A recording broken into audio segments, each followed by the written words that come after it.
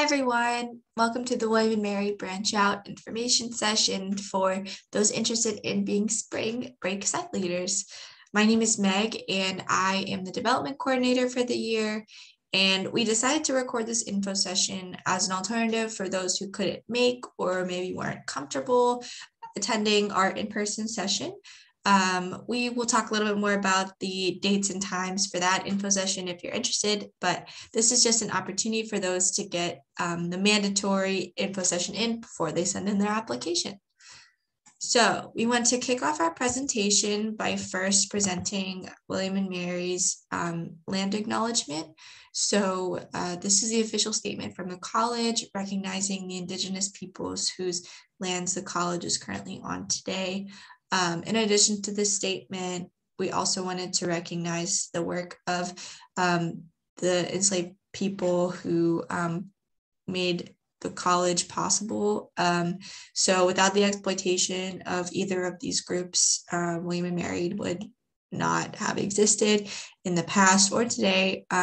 So we just wanted to start that off in that just mindset, acknowledging the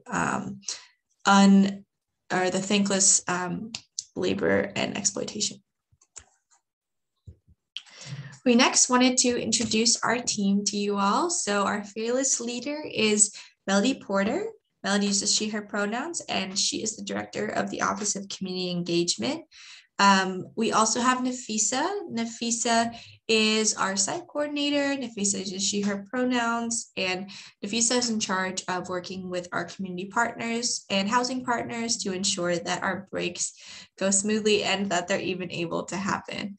We also have Kaylee, who is our education coordinator. Kaylee uses she, her pronouns, and Kaylee will be teaching the site leader class that you will be taking if you become a site leader. So we'll talk a little bit more about that later in the video. And finally, we have me, the development coordinator. Again, I use she, her pronouns, and I'm in charge of recruitment, community building, and some other developmental things within the program. So as you can see, Branch Out's mission and vision are very focused on the development of people who participate in alternative breaks, because becoming active and educated members of society and also creating a larger community of people who are dedicated to the pursuit of social justice. We take this work really seriously, and the way that we talk about social justice is by looking for and working for a society in which everyone can reach their full potential. That's a really key guiding factor in the work that we do. And it can extend from working with our partners to build capacity and respecting the dignity of the people with whom we partner and with whom we work with at the community partner, and making sure that our site leaders, that's you, and our participants understand social justice and privilege, so they can have that partnership with an awareness of power dynamics that might affect the relationship. And we also have some values here as well. So you'll see the 8 branch out values. And again, these are very core in every aspect and decision that we have and make. As I mentioned before, social justice is really huge with us, but we also like to focus on community with fun and lightheartedness, and collective leadership and mutually beneficial partnerships. So these are really great ways for us to maintain solidarity with the organization that we're partnering and the community that we're partnering with, rather than working as a charity. We're intentional with what we do, and we're inclusive with our participants, with the communities that we work with, and the ways that we think and learn about the world. And we focus on developing active citizenship. And we want all of our participants to be, or our partnerships, to be as sustainable as possible. So that means continuing working with them after our breaks are over. So again, that is not a charity situation, but rather an act of solidarity.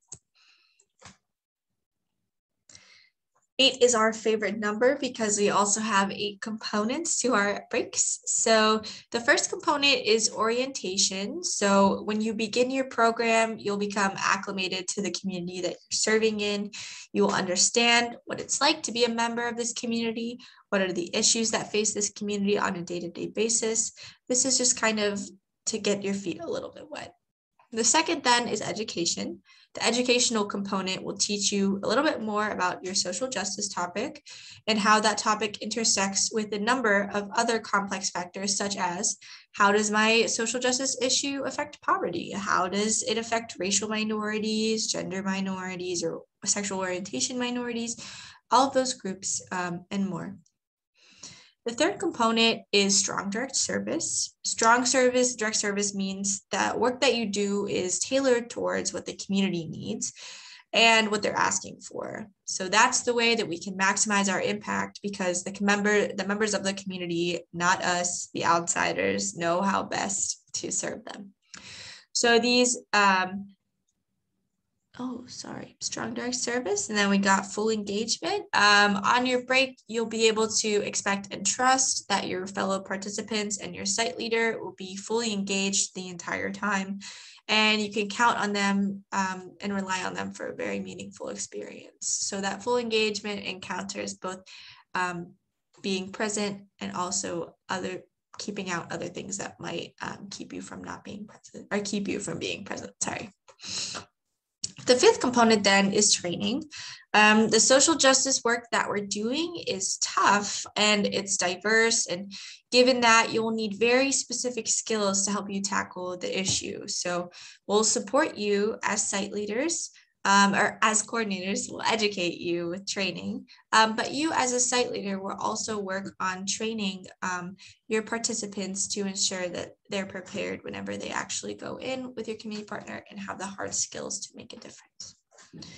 Component 6 then is diversity and social justice, which is about advocating for a world where everyone is free to reach their fullest potential, regardless of their background. What that looks like on a break is engaging a diversity of learning styles, a diversity of thinking styles, a diversity of cultural backgrounds and ethnic groups.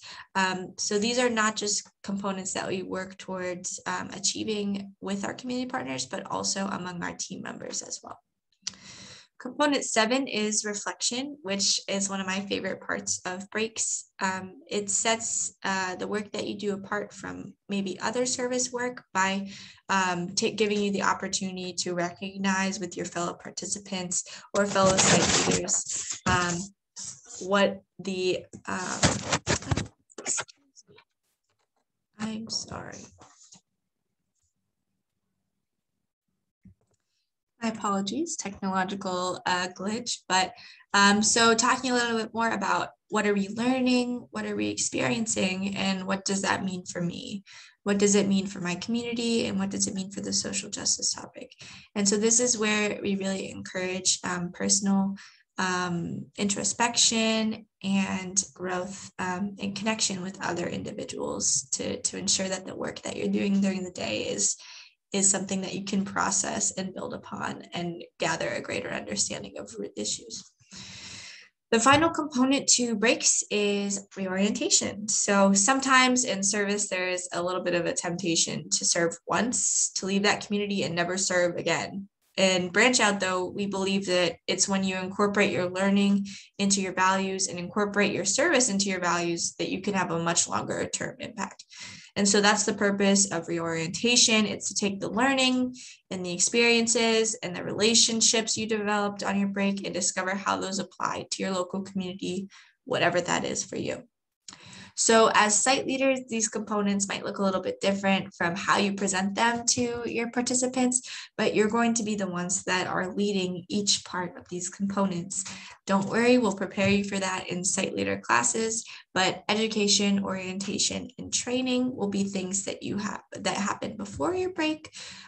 Strong direct service, full engagement, and reflection.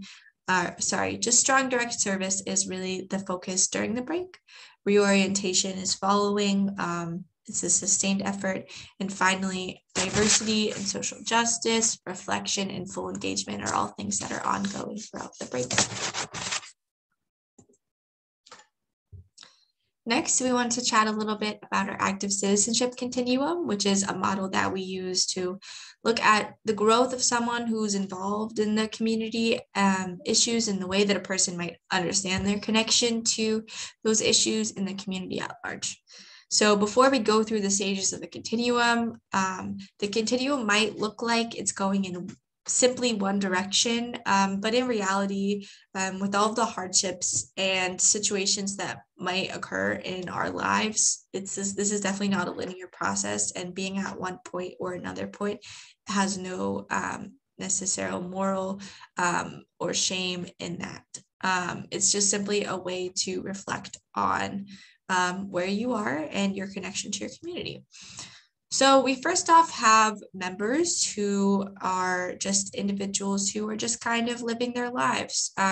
So this might be like a college student whose main focus is on school right now, and they're not necessarily doing any work that is involved with their community or any type of service. They're just really focused on taking their classes, maybe working a job.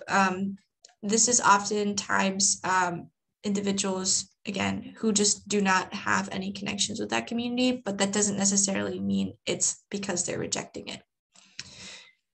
We also have volunteers as the next spot, who is someone who might be very dedicated to the community and community service opportunities, but they haven't really explored questions about or underlying causes that create the need for their work. So a great example would be an individual who maybe is working at a soup kitchen, and that is their go-to on a Thursday evening. That's what they do every Thursday, but has not thought a little bit deeper about why are these people the ones that need these resources? Why are specific groups coming to this and not other ones? Not really looking at those root causes, but rather just seeing the surface level, immediate quenching of the need. And then we go on to conscientious citizens, who goes beyond this volunteer stage, who has begun to kind of look behind the curtain and ask those why questions, but is still in the process of digging. They haven't really fully committed to figuring out those questions, but they are concerned with a little bit about why these things are happening. And then finally, we have active citizens. So these are the people who prioritize their community in their lives. They engage others in their passions, which is an incredibly important part. And they know that forming a community is the most effective way to work towards justice. And we hope that, like, through the entire process of your break, you'll have opportunities to reflect on this and in your own role, as well as encouraging your participants to do so. Just because someone is a participant site leader, not a participant site leader, does not mean they're automatically going to be at one point on this continuum. This is a continuous growth process, and Branch Out is merely a stepping stone as a means to continue this process. I'm going to talk a little bit about our site leader responsibilities. So as I mentioned a little bit earlier, we have the pre-break things happening. So that's the education, orientation, and training. These are going to be happening before spring breaks, your pre-break meetings, and they're going to be focused on really educating your participants on the community that they're going to be a part of, the partner that they're working with, a little bit more about the issue and how that affects their community, maybe some framework or theories to think about this issue. But this is something that you'll be teaching and leading as a site leader, and get to create the meetings, lead them as both a community building experience, but also an educational and preparational experience before they go in. We also then have our alternative breaks, which is what you're all going to be leading. These will be happening obviously over spring break. So spring break as of right now is March 12th through the 20th.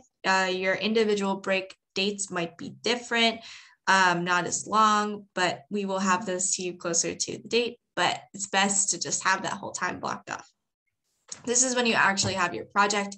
So examples like include organizing paperwork, fundraising, leading an advocacy campaign. It's really whatever work that the community partner determines would be valuable for a large number of hands to come in and help them, and is often focused on building capacity or those types of similar jobs. We then have our post-break, which is our reorientation. And this is one of the most important parts of the breaks, because it's really what happens after breaks that really solidifies that growth, that value of community, and really just asserts that these are our values of continuing the partnership and working in solidarity. So that's a little bit about your responsibilities. But I did want to talk a little bit too about important dates for you all to remember. So the info session that we're having in person is September 2nd. That's going to be in the York Room in Sadler Center at 5 p.m. Obviously, if you're watching this video, you don't have to attend, but if you're feeling bored at that time, we'd love to see you out there. Our site leader application then is due September 5th at 11:59 p.m. That will be available on our GivePulse page. The link will be at the end of this PowerPoint, as well as listed on our website, our Instagram, and a few other places as well. Another key thing that you would need to be available for as a site leader is our class. One thing that is really foundational to your role as a site leader is the educational base of it and how many skills we prepare you with going into your breaks. So these are all learned during our class. So if you're not available for this class, this could potentially and would very much so be a problem. If you do have concerns about this, please reach out to us. But we do want you all to be aware we'll be having a class. It starts September 10th, and it will be Fridays from 2 to 3:20, and it will end after fall break with some workshops the next few weeks after. That will be optional, but strongly encouraged. We also have our site leader retreat, which is another mandatory event. It will be Friday, September 24th into September 25th. We do recognize that this is family weekend. This was just something that we planned before family weekend dates were solidified. So if this is a concern for you, please reach out to us and we will try to be accommodating. But site leader retreat is really just a way for us to continue to build community among site leaders and ensure that you all feel more prepared going into your breaks. And finally, you need to be available, obviously, for spring break. So that will be March 12th through the 20th. And as well as some dates beforehand, you'll need to be available for pre-trip meetings, which are going to be up to you. But you'll need to have that availability then. So that's really all that I have for you. So if you have any questions, please feel free to reach out. All of our social media pages and contact information is listed here. There are also more emails to reach out to on our website at wm.edu/offices/OCE/programs/branchout. You'll find most, if not all, of our information there. And the link at the bottom is the link to our application. So that is tinyurl.com/SpringSLs. I encourage you to check out our social media so you have more information, and please just feel free to reach out to our email if you have any questions or concerns at all. Thank you so much for your time, and we look forward to welcoming you to our site leader community. Thank you.